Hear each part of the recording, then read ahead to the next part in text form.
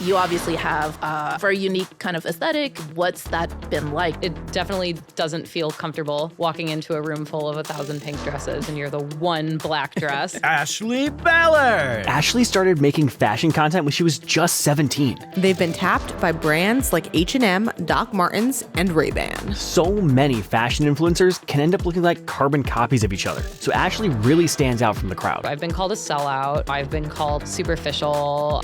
What everybody else thinks. Be exactly who you are. Without further ado, my name is Carmen Sognonvi. This is Small Steps, Big Moves, the podcast about the business of influence and content creation. And here is my conversation with Ashley Ballard. Well, Ashley, welcome to the show. Thank you so much for having me. I thought we would get started by just kind of hearing about your story. Like, how did you first become a creator? I know your path is maybe a little bit different than some people. So yeah, tell us, how did it start? Definitely. So it really started, I was 17. I was in college. I actually skipped a grade when I was a kid. So I started college like pretty young. And you know what? I actually did too. You did? Yeah. I also started at Skipped 17. a grade crew. Yes. Oh, that's great. Yeah, that's like a whole other thing we Yeah. should get into sometime because it's like a social experiment in itself. But Yeah. I was lucky that when I skipped the grade, I was in this very tiny, weird little international school in Shanghai. And there was literally like one kid in sixth grade. Like it was like that kind of thing. Oh, so for wow. me, socially, it didn't make It such didn't a affect difference. you. But I think in a traditional school setting, I can't even imagine. when you're like a kid and you're growing up, that age difference, that 1 year age difference is so vast. Yeah. And it was kind of weird, like growing up and being a year younger than everybody. I think that there's a lot of pressure to grow up and everything. And also just like a lot of, you guys are experiencing things that I'm not experiencing yet, like that sort of vibe. But the way I started out was I was 17. I was in college and I worked at a coffee shop with a bunch of my friends. And my one friend and I used to love dressing up for work just because we had this god-awful uniform. It was just a terrible place to work in general, but we had this god-awful uniform. They made us wear a Canadian tuxedo Oh, to work wow. Okay. every day, like all denim. All denim. It was like kind of a juice bar, coffee shop situation. And so we tried to like run with that as much as we could in like the most like creative ways possible. We were like layering band tees with like denim vests, and we were finding like weird denim dresses and putting belts with them. Like we were just trying like different creative things. And we were both definitely like very like alt grunge kids at the time. Like we both had like crazy hair dye, like black lipstick, like fun makeup, lots of jewelry and things.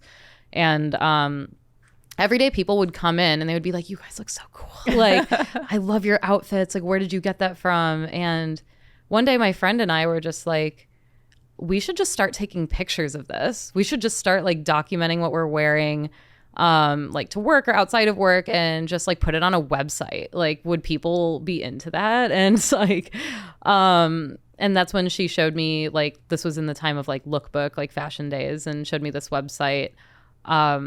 And I was like, I didn't even know like what a fashion blog was. I didn't know anything about like that scene at all.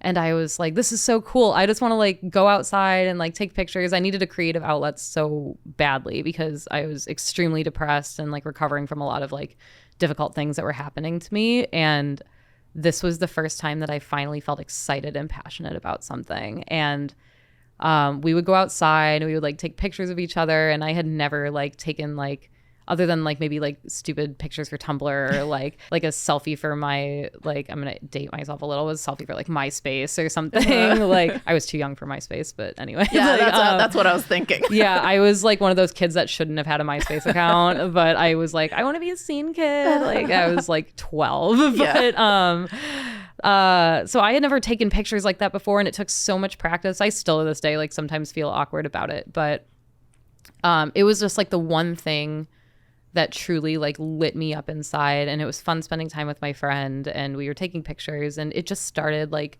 slowly snowballing. And eventually my friend didn't really have the time to commit to it, so she like dropped off.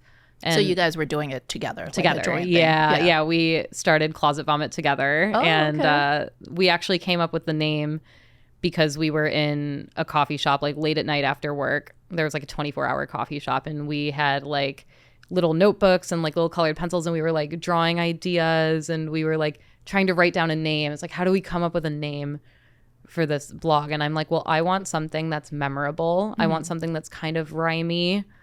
And I want like something that's like fashion related, but also disgusting at the same time. And we were like, we had like 2 columns. We wrote down like fashion words, and then we wrote down like disgusting words or like song lyrics. Like we were writing like Misfits lyrics and like on the other side to see like what would match up. And closet vomit came up, and I was like, that's so funny. Like I know it's like kind of, it grosses some people out, and I definitely think some brands have been like, but that's exactly what I wanted. I wanted to kind of challenge the space and be like, yeah, you can be fashionable, but also I want to challenge like what's conventional, and I want to challenge like this space that I was coming into where it was like pre-Facetune, but people were like photoshopping their bodies, and like everyone kind of like was starting to like look the same, kind of like what we've been reckoning with a lot recently, of people trying to like all be clones of each other. And no shade, like do whatever you want, but I wanted to just like,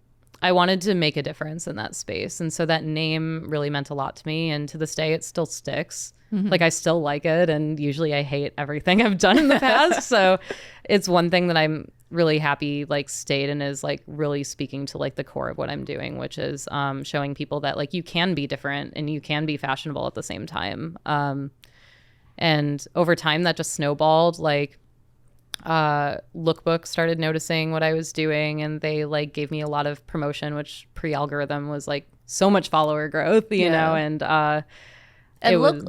explain what lookbooks are exactly. Oh, yeah. So lookbook.nu was a website that people were putting their outfits on. It was like 2 side-by-side pictures, and usually it would have like a little title, and people would go on there to scroll for like fashion inspiration. And I feel like anybody who's been doing this for a long time probably had a lookbook at that time.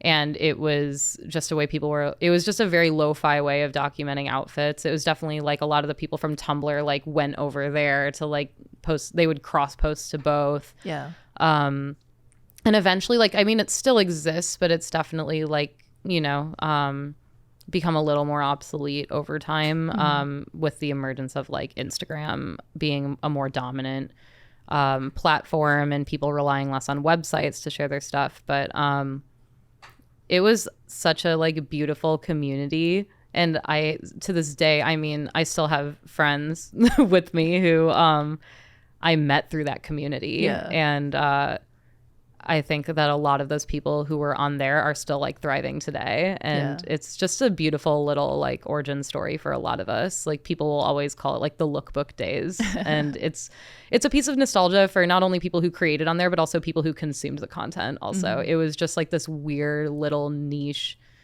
like flashbulb moment in internet history that changed a lot of us for the better. Did you have your own blog also? Yeah. Or were you? Okay. Yeah, I taught myself HTML like any other like girl in my age group. I feel like I learned HTML extremely young, and I just like carried that skill over into like building my own website, because this was before Squarespace also. So, and Instagram started getting more traction. I was living in Phoenix at the time because I went to Arizona State University, and I went to journalism school there, which was incredible. And so I was working really hard at like trying to like get myself through journalism school, paying myself through journalism school, and then also committing to this just like Delulu thing that I was doing, which was like documenting my outfits online. And it was like, I don't think I slept for the like 4.5 years I was in college. And eventually I just really had faith in this thing that I was doing, and I was so desperate to get out of where I was living because I just had like really complicated abuse things that I was like coping with from growing up.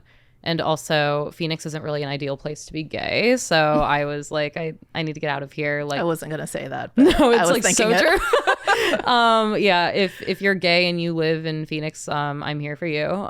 For sure. That's a very real thing that a lot of us went through. And I was like, I need to get out of here. And ever since I was a kid, I was like, I always wanted to live in New York City. It just felt like the safest place to be, and a place where I could be myself and like flourish and finally like find who I am.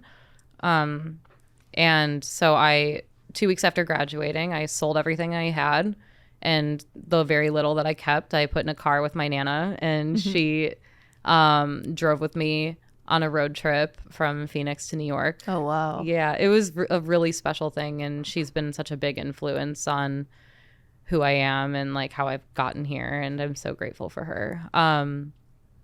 And yeah, I just dropped everything, and I came here with no job and no friends and a little bit of money that I had in a savings account because I got hit by a delivery driver in a car and got settlement money. And I was like, the American dream. No, literally. I mean, it wasn't like a big settlement, but it was like just enough to like cover my medical bills and have just enough that I could like make it a couple months here. Wow. And I was scared, and I was like wide-eyed and like naive in a good way, where I was like, I'm just gonna go, I'm just gonna see what happens. And I found that that's where my growth really came in, because I finally felt empowered to be myself, and I felt like I could show up, and I had a major fire under my ass to work hard. And then I ended up taking a second job and started growing in my like day career as well, which really has like, it got me through. And if you don't mind me asking, what is your sort of day job career?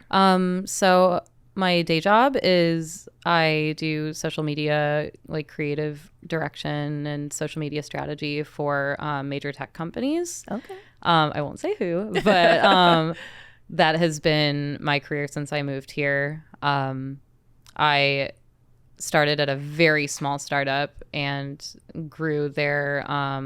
I was actually doing all the marketing. Like I was the only marketing person, Right. fresh out of college, no training. I don't know Checks what. out. I got thrown to the wolves that way, which would really help me like gain a lot of professional skills. And then I eventually went to like a bigger tech company that was like in the beauty vertical. I was there for a couple of years, and then I went on to another tech company, which I'm currently at, and currently like reckoning with like, well, what do I do now? Sort of situation, just because having two jobs, the older you get, having two jobs is like not sustainable at all. It's exhausting, but I am very passionate about what I do on that side as well, because it's something outside of myself, and it's a creative challenge, and it's fun to collaborate with other people, work with like big name talent on campaigns, or like coming up with creative ways to kind of reach people on a brand level. So I am really grateful for that part of my career, but I have been very much reflecting on, like, I'm at a fork in the road, transparently. And I'm not afraid to say this publicly at all. I'm in a fork in the road where I have to choose one, you know what I mean? Yeah. And I have two choices. I can either stick to my corporate 9 to 5 and do what's safe. And this is a fork in the road that everyone, you know, faces. Anybody who's a freelancer faces this at some point. Do you play it safe and you keep going that 9 to 5, you keep your benefits, you keep that consistent paycheck, you sleep at night, you know, and you do things for other people that are safe? Or do you get thrown to the sharks, you know, and you scare the shit out of yourself and go right into that uncertainty and look down the barrel of uncertainty?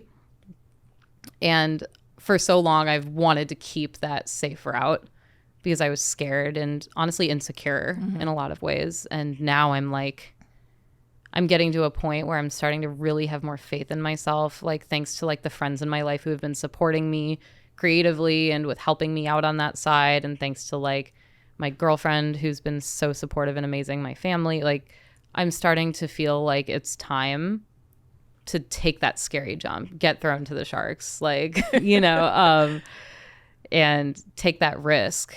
And it's just something I've been reckoning with, like in real time, like as I sit here. And I think I know what the right answer is, you know, but and I think a lot of other people who are listening who maybe are going through the same thing know what that answer is. But it's a terrifying jump to make. I think that believing in yourself and having faith in yourself is a major key to how that turns out. Yeah. Yeah, I feel like entrepreneurship or freelancing, it's very much a mindset game. Like, yes, it's the skills, the hard skills, the soft skills, but ultimately a lot of the work is internal. And it takes, and there's no like shortcut for that stuff, right? It just like, it takes a number of years to like somewhat silence that little voice in your brain. It never really goes away, but it gets a little quieter, I think, over time. Yeah, I'm hoping it gets quieter. I am deal with a lot of insecurity for sure. Yeah. It's there's always the question of like, well, what if I'm like becoming irrelevant to people, or what if it's all over? I have this crisis like once a week. Yeah. Like, oh my God, it's all over. Like I'll post a picture and like the algorithm is like, bye. And I'm like, oh, it's all over. I'm never gonna like post anything again. No one's gonna renew a contract with me. No one's gonna work with me ever again. And then something good will happen. And I'm like the complete opposite, where I'm like, this is great. So I never had a doubt in my mind. Yeah. That's something I have to reckon with. Yeah, let's talk about that, because I think probably a lot of people who are listening to this episode are maybe at that fork in the road, right? Where they're just trying to decide like which way to go. But like when you think about that decision, like what's the biggest fear of like, if you do take the plunge to do this full time, like what is the worst case scenario? Yeah, what's the worst case scenario? Well, I'm like taking out like the anxiety in my brain of like, well, everything could happen. Like imagine like, well, no, I think like the worst. This is quickly turning into Dr. Phil, guys. Oh my God. It's so true. It's so true.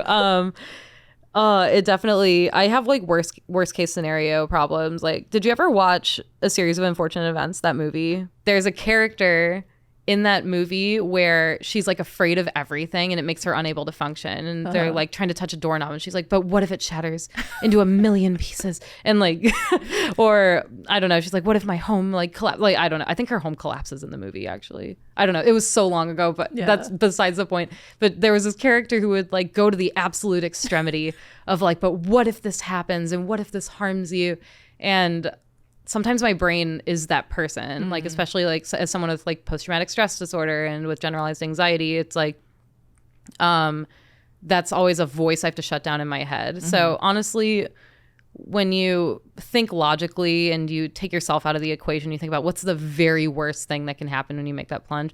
The very worst thing that happens is you say, I can't do this anymore, and you find another solution. Right. That's the very worst thing that can happen. And I think that fear of failure is so real, especially in a world where we put ourselves out there so publicly. Like everybody, not even just creators, but like people in any creative freelance, like everybody's putting their heart on the table and making themselves so vulnerable in front of other people. And, or at least for me, I'm sure for a lot of other people too, like the thought of that not working out and having to admit like, oh, I need to go back and I need to find another way to make money and support myself. I think that scares people for sure. I know it scares me. Like growing up in a household where there was a lot of pressure and unrealistic expectations put on me, especially like being a kid who skipped a grade and like, you know, gifted student or whatever. There's like a gifted student to like self-critical perfectionist pipeline. And I'm definitely a member of that pipeline.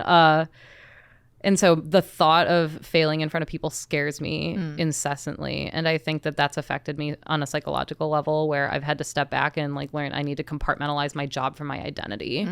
And I need to remember that the linking of job and identity is a capitalist like shit show that has been put on us, that like your worth in society, I hate the word society, but like your worth, your worth and stature amongst other people is connected to like performance and connected to how valuable you are. Like that's such a capitalist thing that happens with us. And I think that that's something that we need to debunk within ourselves, you know, and we need to remember that like you are so much more than your accomplishments and so much more than your job. And that's something that I've been like trying to really distance myself from belief-wise in my mind. And I think that's a really big roadblock from being able to accomplish more things. Yeah. Like I'm almost standing in my own way. And I think a lot of other people are standing in their own way too, when they think like, oh, well, if I fail, then like my value deteriorates, or like my morals deteriorate, my morals deteriorate, or how I'm perceived is now forever impacted because I failed at something. And I don't necessarily think that has to be true. And I think it's especially tough in this career, right? Because everything is so metrics based, and it's something that can be very much measured, both in terms of like popularity and literal cash value, right? How much you're bringing in. So I'm kind of curious, like how, one thing I really like about your content is you're very open with your audience, like talking, pretty openly about everything from like, I think you had breast reduction surgery. You talk about mental health very openly. How do you sort of decide as a creator how much to share versus keeping things for yourself? Because there is a point sometimes where, and I certainly don't think you're there, but I think I see some creators where I'm like, wow, you're really laying it all out there.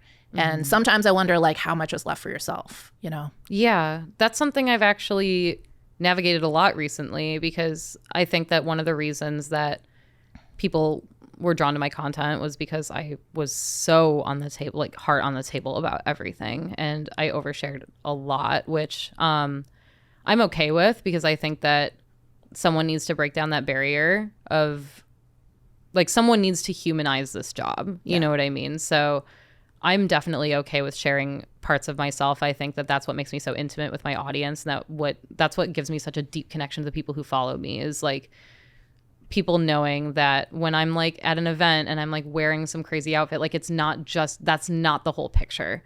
Like the whole picture is also like, oh my God, I worked so hard to be here, or oh, I like wasn't really sure how I felt wearing this, but now I feel good now that I'm like surrounded by people that I love and with a brand that I enjoy, and I think that adding that multidimensionality is so important, especially like in a world where there's so many of us now, and no one can be like you. Like the way that you present yourself when you show up as your whole self in what you're doing, no one can replicate that. No one can like make a template out of that and copy your content when you're being authentically you. And I mean, they'll try. But. They'll try. They will try, definitely. But that's like also another cliche that like nobody can be you, but it's so true. And I want to show up as my whole self because I know the feeling of opening my phone and feeling like absolute garbage, and like seeing people who are like not showing the whole picture and thinking like, wow, I wish I could have together like that. I wish I could have my 16-step skincare routine and like have this perfectly clean house all the time and just like have jobs come to me freely flowing. And like, that's not real. You know what I mean? Like some of the people who look most put together on social media are some of the biggest shows in real life. And it's, and I just think that there's something special about showing that like this is a process and like I am a person and like these facades aren't real, And so, but one thing I have had to like pull back a little bit on is like how much I'm sharing, because I wanted some things to be special for myself. I'm very much for like living in the moment. I have an issue where I don't have a lot of photos of like fun things I'm doing in my phone because I don't want to have my phone out when I'm out with friends, or if I'm like at a concert or like anything like that. I never pull my phone out because I'm just so busy like relishing in the moment that it's almost like a problem, because then it's like then I'm like not sharing. Like the other extreme. Yeah, exactly. Yeah. So I'm trying to find this middle ground in this pendulum I found myself in, which is like I'm oversharing, but then I'm not sharing like enough, so then I look like less, I don't want to say relatable. I hate that word, relatable, because I think a lot of like relatability on social media is a performance and it's not real. But like I don't seem like a real person because I'm like not sharing the fun that I'm doing, and then I'm over on the other end like oversharing. You know what I mean? Yeah. So it's a very delicate balance, and I think that it's important to share things that matter to you. I think that we are human beings made up of opinions and experiences and interests that skew outside of niches. Like honestly, like because like Like all this shit, like you need to niche down. You need to be very specific and you need to go into this box because then you'll get more engagement. That's not like sustainable. Like you're like a person. By the way, if you're interested in learning more about what it takes to become a travel content creator like myself, I actually have a free masterclass you can take. It's called How to Make It as a Travel Influencer Without Being Young, Hot, or Rich. You'll find this masterclass useful if you want to be a travel influencer, but you don't have the time or budget to travel frequently. You want to create travel content, but you worry that you don't have a background in photography or videography. You want to grow an audience, but you don't know how to attract the right followers or keep them engaged because you don't have much experience with social media. To sign up for this free masterclass, just visit travelinfluencerclass.com. The sort of algorithms definitely push you to niche down, but then I think what happens also is like that's just such a recipe for disaster in terms of like creative burnout because you're forcing yourself into this box. And like you said, like you're not just one thing, right? Like all of us are human beings with many different interests, many different passions. And if you're constantly forcing yourself to only like be this one thing or talk about this one thing, it can really just kill you psychologically. Yeah. It's so real. And I think that you're like, for example, you're an amazing example of somebody who's like a multidimensional person on social media. You know, like you have your 2 kids, you talk about your family, and then you have your travel, but then you talk about like what we're doing here, like the industry, like you talk about, I think I've seen you post like fashion things before too, right? Yeah. You're a good example of somebody who shows up as like an entire person, you know, and I think that I wish more people knew that that's like a key component of this for longevity. Yeah. But I mean, you know, to be fair, like to the creators who are niching down, like sometimes the audience backlash is real. Like my last guest, Tyla, she started in the sort of natural curly hair niche and she wanted to expand into fashion. And literally she would get comments like, we just want to see your curls. Like nobody's interested in below the chin. Oh my God. I feel like so, I mean, that can happen. So I can understand why creators may sometimes hold back and be like, well, I don't really want to go there. Yeah.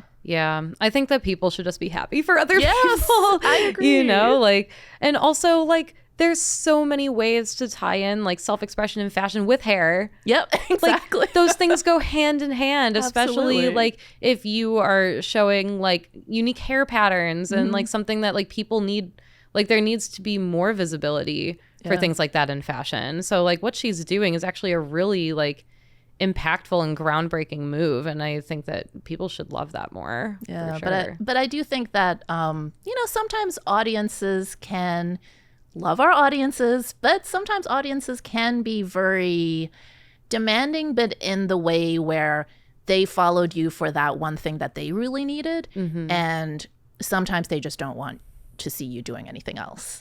Yeah. And it has nothing to do with you. It's really something to do with them, right? Yeah. And I have to say, I actually have not experienced that too much. Like I'm lucky that my audience is pretty tolerant of my random tangents and rants on various different topics. That's such a gift. I love that. No, I'm lucky, but you know, I definitely see it, you know, elsewhere online. Yeah, for sure.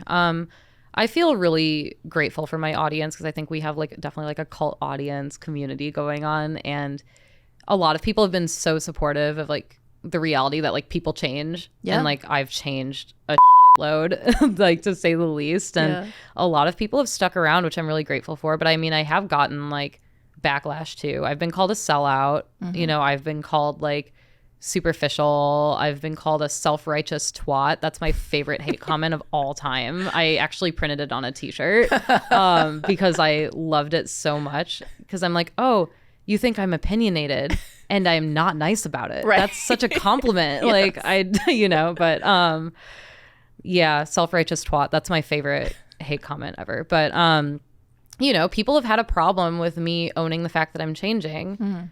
And sometimes I think that like I have a fear that some people liked me better when I was at my most miserable. And I don't know if that was because of some relatability or if it was because people felt better, like watching a car crash sort of vibe, you know, like I don't really understand it that much, but I think I have like made a lot of people upset by being a dynamic human being like everybody else and changing, and like my interests like coming through in different ways, or like posting like new types of clothing, whether it's like luxury or like collaborations I'm doing. And I think that people change. Mm-hmm. And I am people. I am part of that, you know? And I think that people deserve to see evolution because that's what's real. And if I stayed the same person forever, like people should be worried about people who don't change, you know? Like that's like, I don't know. That's something that I've definitely been navigating, is trying to find this balance of like showing everyone that like I feel the most myself now than I ever have. Yeah, but I think, you know, just taking it back to the whole relatability topic, right? I think this is such this can be such a lightning rod, frankly, in this industry and in this profession, because on the one hand, I totally agree with you that a lot of the relatability we see is performed.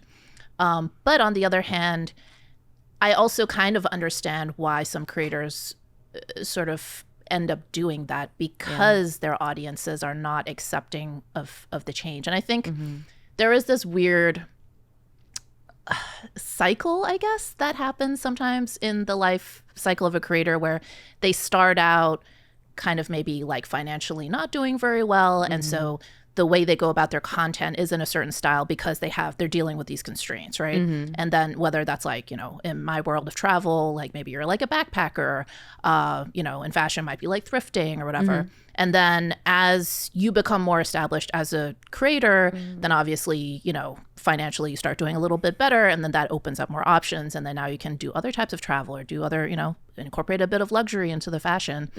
But then that can then lead to, you know, kind of like what you're saying, sellouts, or people feeling that you're no longer relatable. But to me, I always find that I definitely admire the creators who are like, well, this is my new reality now. And it's like, if you're not down for it, that's fine. But this is the reality of my world now. Versus I do see some creators like in the travel space, for example, who are still like, you know, almost 10 years in and still acting like these doe-eyed, like, oh my God, I've never been anywhere before. And it's like, you know, you're whatever, like 200th country. Yeah. You know what I mean? And it's just sort of like, you don't have to pretend that, you know, you haven't been doing this for, you know, all these years and have these experiences. And you're not the same person you were when you started, you know, back then. Yeah, for sure. And like, I hope to God I'm not in the same financial position or like personality position that I was when I was 17, you know, like that's not realistic for anybody. And, you know, with the relatability part, like you can see when people are truly relatable. I say that in huge air quotes because it's like, it is one of the cringier terms. That word like physically pains me, especially when people like some people use it like, oh, you're so relatable. And I'm like, well, I'm a human being. Like, again, for like the 100th time, like I'm a human being. And like, I don't think like I'm not on a level that's like extremely unattainable or anything. Like, I think I'm still in like like I have a lot of privilege that I'm so grateful for every day when I wake up, like I had said. But like, I don't think that everything's as extravagant as it looks on social media. And when relatability is a performance, it's noticeable. And it's almost like patronizing to your audience to be like, oh, like you said, like doe-eyed, like, oh, well, I've never been on a trip like this before. And you've been to like 200 countries.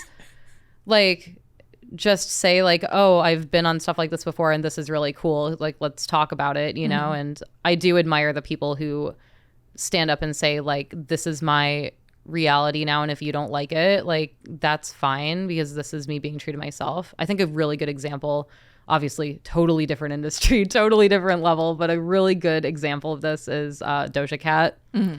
People were so mad about her little like meltdown or whatever. I don't want to call it a meltdown, I feel like that's really sexist, but like her like pushing back to her audience on her TikTok live and saying like, I don't care if you like me. I don't need you to like me. I make things for myself and I love my art. And I don't know why people had such a problem with that. I think if anything, that was really empowering for people in a position like mine, for example, where changes come and people don't like it. And I think that also applies to like a lot of people who are on a public platform in any capacity that change happens and people resist change so much. And I think what she did was really inspiring, and that's something that I took notes from. Like, and that's a person that I like look up to on terms of like owning who you are with your public image. Like that was a very cool, like almost like a case study in changing on a public level. Yeah. And of course I'm all the way down here and she's like all the way up here. But I do think that the lesson is consistent for anybody. So. Yeah. By the way, if you're enjoying this video, please hit the like button. It really does help us reach more creators just like you. And if you haven't already, please subscribe and turn on notifications so you don't miss our next episode. Yeah, well, let's talk about, you in the sort of fashion style industry, because I'm one of my favorite sort of viral videos of from your account is you're at the Selkie show. And just to kind of paint the picture for those who are like not so deep into fashion. So Selkie is this brand that makes these incredibly foofy girly dresses, like think pink chiffon, but everything's like baby doll, like waist, like it's like like hyper girly. Mm-hmm. And so hopefully you don't mind if we insert I don't mind the video in here as B-roll. Put her in there. For the audio, people listening to the audio version, so basically there's this room of like, these super femme girls like walking around their frilly pink dresses. Yeah. And then Ashley standing in the middle in this all black outfit where it is a Selkie dress. It is a Selkie dress that you're wearing. So it is floofy, but she's obviously styled it in a way that's not sort of typical. And I love that video so much. I'm so curious, like you obviously have a very unique kind of aesthetic style that's definitely not so sort of like pandering to the gender norms, I guess. Sure. But I'm curious, like, what's that been like to navigate this space, which is still very like hyper femme, I would say, for the most part, having such a different look. Yeah. Totally. Well, I'll say like, I think hyper femininity is so cool, like in a lot of ways. Like it's not for me, but I think that this whole like coquette trend or like hyper femininity is so empowering because it's like reclaiming that box, and so I think that what everybody's doing in that space is really profound and cool. And I think that my video at first glance can come off like I'm shading that vibe, but I definitely like I'm all for that. Like it felt like a magical like fairy ball going into that show. It literally looked like it. Quite literally was. And they had it at like the Ritz-Carlton or something like that. So it was very like elaborate and very regal looking inside, and I definitely felt like a fish out of water, but not in a negative way. Just like I almost felt like it was my superpower. Like, I look so different from everybody else in this room, and I have my own interpretation of this brand. And so I just really quickly I made a friend really quick and was like, would you mind just taking like the tiniest little video of me? I just think this is so comical that I've walked into a room and every single human being is in like pink or white or like a pastel. And then I'm here in my like all black with like my Tom Ford Gucci belt and like big platforms. And like, I also had like a big ass bag with me because I was multitasking at the end of Fashion Week. And so I was just like, I did not look dainty in the slightest. And it ended up blowing up on TikTok and on Instagram, and I thought it was the funniest thing to ever go viral. Like for me, not in general. For me, I was like, wow, wait, this actually, it's so funny that this blew up because I posted it right before the show started. Yeah. I just immediately like slapped that up there. Yeah. And then I opened my phone after the show and it was already viral. And I was like, oh God. And like, But I will say though, like as a sort of outside consumer looking in, I actually thought that was really cool for the brand because they're known for this one thing. But then I feel like you being there and styling it that way made me rethink the brand, where I was like, oh, okay, like I didn't even think they carried any dresses in black. Like first of all, but it's like, yeah, you can absolutely make what you want of it, right? It doesn't have to be confined to like how they style it on the website or whatever. Totally. And they have a lot of cool black dresses actually. I wish people posted them more, but it was like a very fun moment to walk in and be like, wow, I really did interpret this differently like before coming here. And with my Gucci Bell Arnett glasses, like just like really random stuff that I put together. And but it was still a very magical show, and I'm happy that the brand liked it too. They like commented on it or what have you, and they also have been very nice since then and very generous since then. But I will say, like, on terms of like gender performance, I think that one thing to remember is just like how Selkie is a commentary on hyperfemininity. I think fashion at its most artistic and at its in its most true form and its most legitimate form is always constantly challenging gender. I don't think what I'm doing is necessarily unique to just me. I think that it's always been about challenging what's considered conventional. I think we've obviously seen a lot of issues in like commercialized fashion or like mainstream fashion of like beauty standards, body image standards, and also gender performance. But I do think that where true fashion and true self-expression begins is challenging these systems that we've built for ourselves. So whether that's, gender norms or whether that's like racial norms or like how you present with your sexuality or anything, I think that the true meaning of fashion is showing up as you are and challenging that.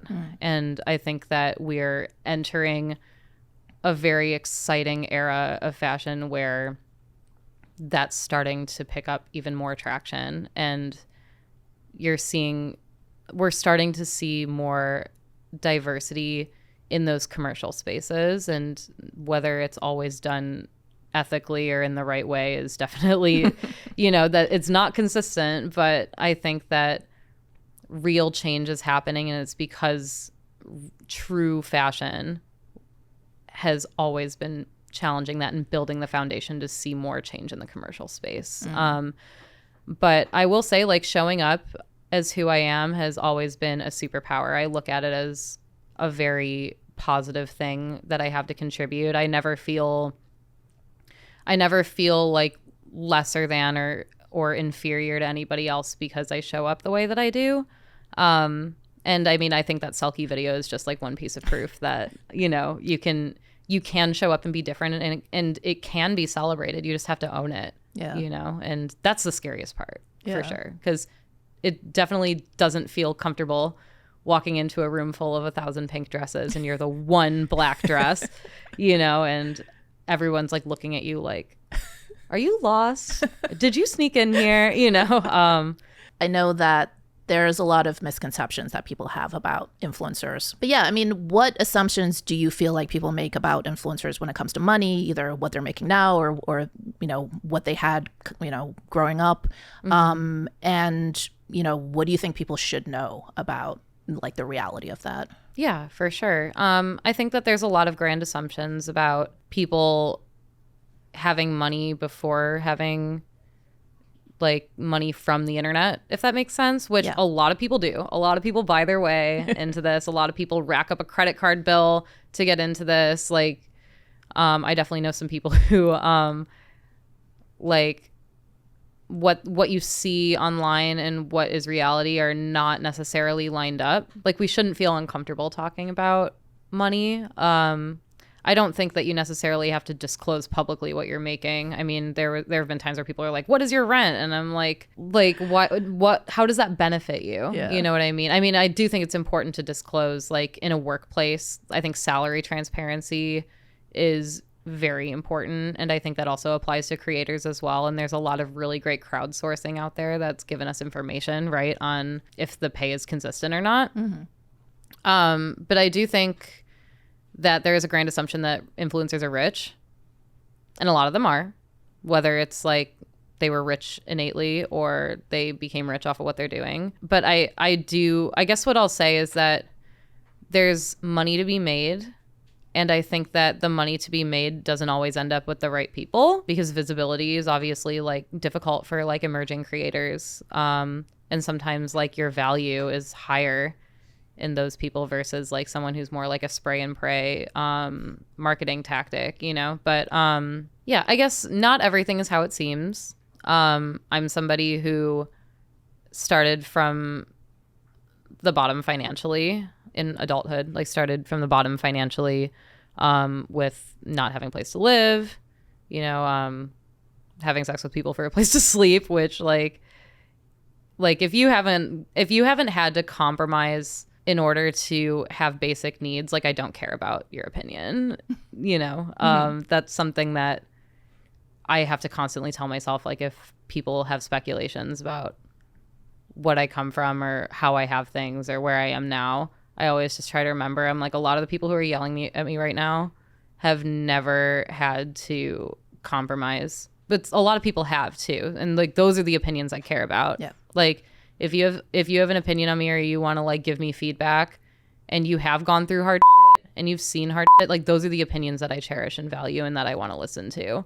But I'm not going to listen to rich white people being mad at me, if that makes sense. Like rich cishet white people. Like at that point, like you're just yelling to feel better about yourself and absolve your own guilt, and like that has nothing to do with me.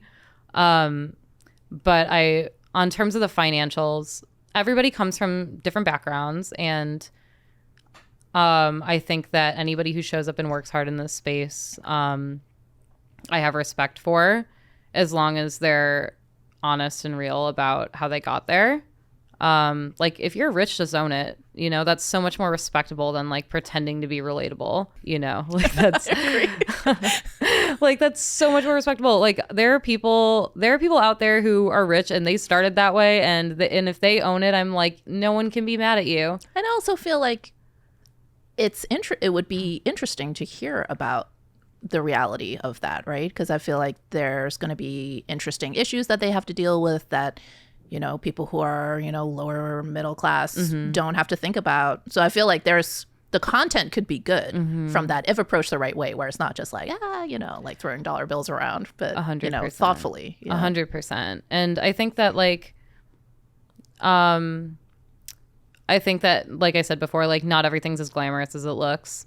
I think people, like you're seeing obviously we hear this all the time, like you see a very tailored, customized, beautifully made version of someone's life, of a tiny sliver of someone's life. Yeah. And there's nothing wrong with that, because that's like what we're consuming in here to enjoy. But it's definitely important to remember that that's not the whole picture. And also I think we have to look at the intersectionality of it as well. Like if we're seeing people who are thriving and getting rich off of being an influencer or whatever, and they are coming from marginalized backgrounds, like be f***ing happy for those people. Oh my God. Like be happy that, for example, like the guest that you had before, be happy that somebody who is sharing natural hair and was part of the natural hair movement with content, be happy that that person wants to do other things and express themselves and make money off of it.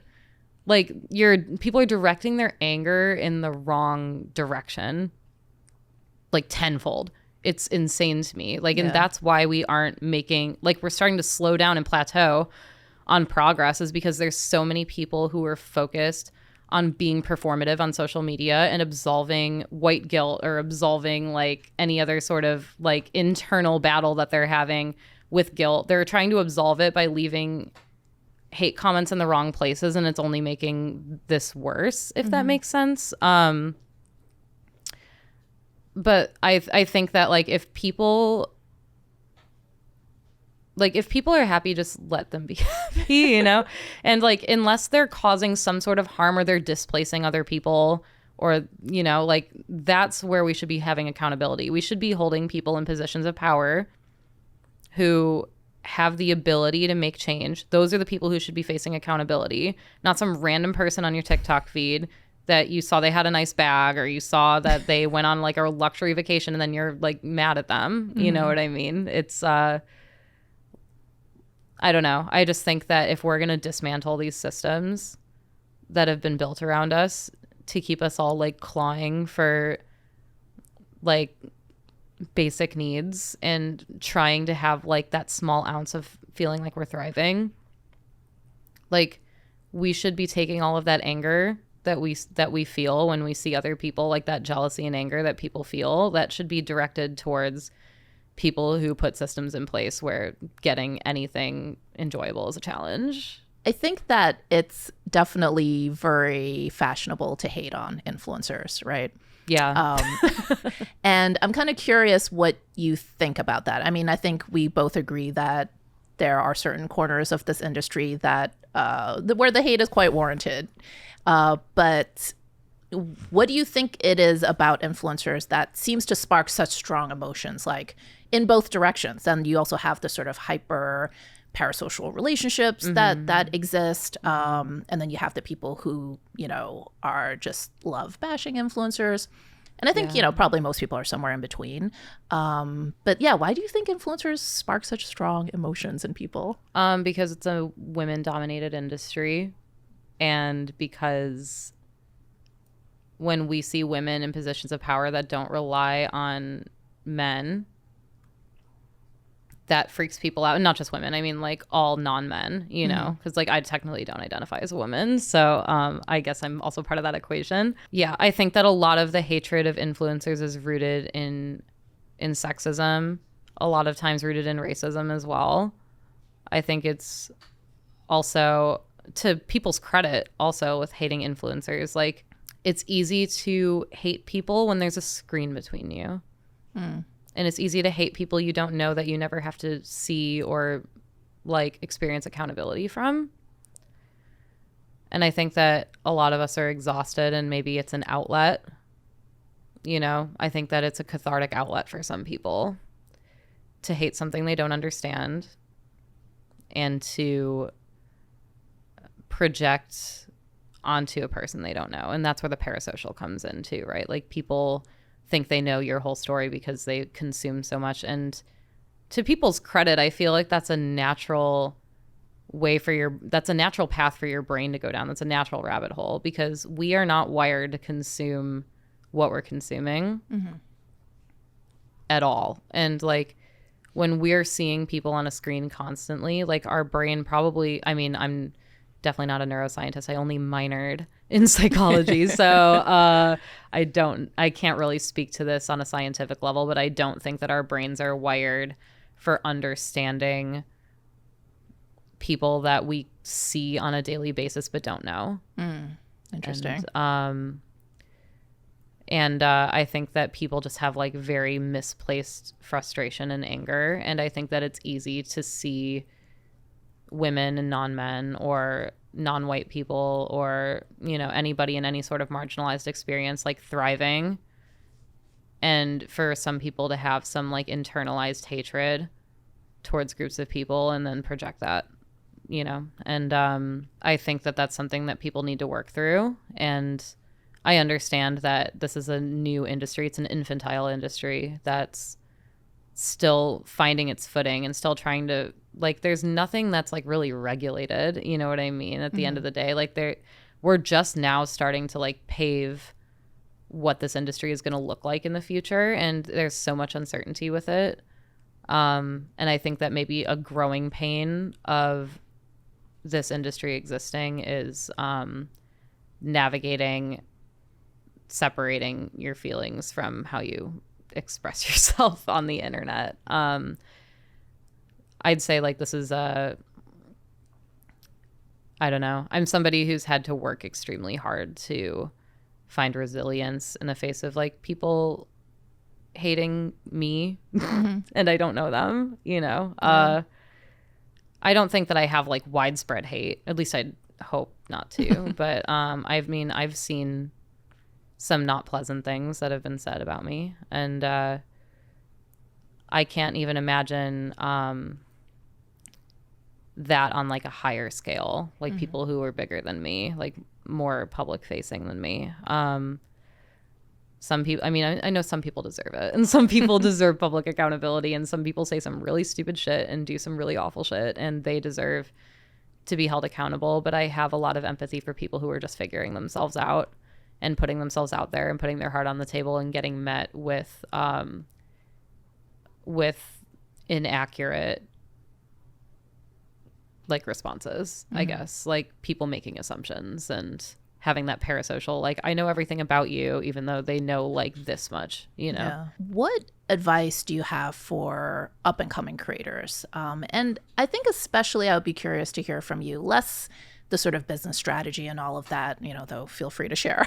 Yeah. But I think you're someone that's had to deal with a good amount of hate online, certainly not the predominant emotion, thankfully, but, you've had your share of hate comments. Sure. And, you're navigating this space while, also dealing with some mental health stuff, anxiety, etc. Yeah.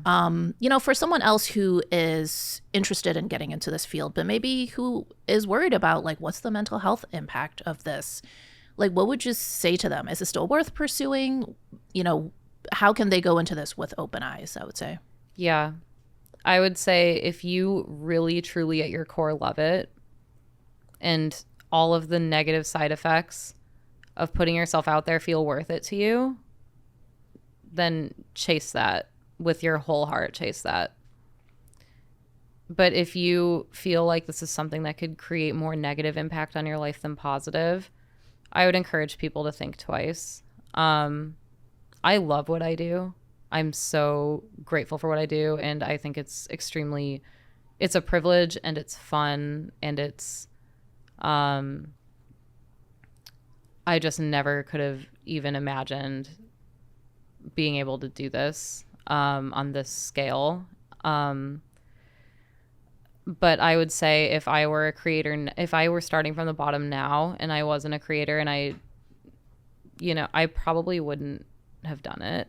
And that's like a really vulnerable and painful thing for me to say. But when I started, like, this didn't exist. Yeah. Like, I was kind of like part of this like initial wave of people that like started this, frankly, this industry. Like, not saying I built it, but like I was part of like a very large group of people, like this very large wave of people who started building this as an industry. And I would be absolutely, I have empathy for emerging creators and I admire emerging creators because it is scary as to do this now when there's so many people out there competing with you, when like people now have these preconceived notions of what being an influencer is, or like the risk of people like making fun of you being like, oh, they're trying to be an influencer. Like I hear that about people sometimes and I'm like, leave them alone. Everybody starts somewhere. And I would say if you're going to do it, just throw your whole heart into it and be yourself. Like that's the first thing above all else. Don't try to be anybody else.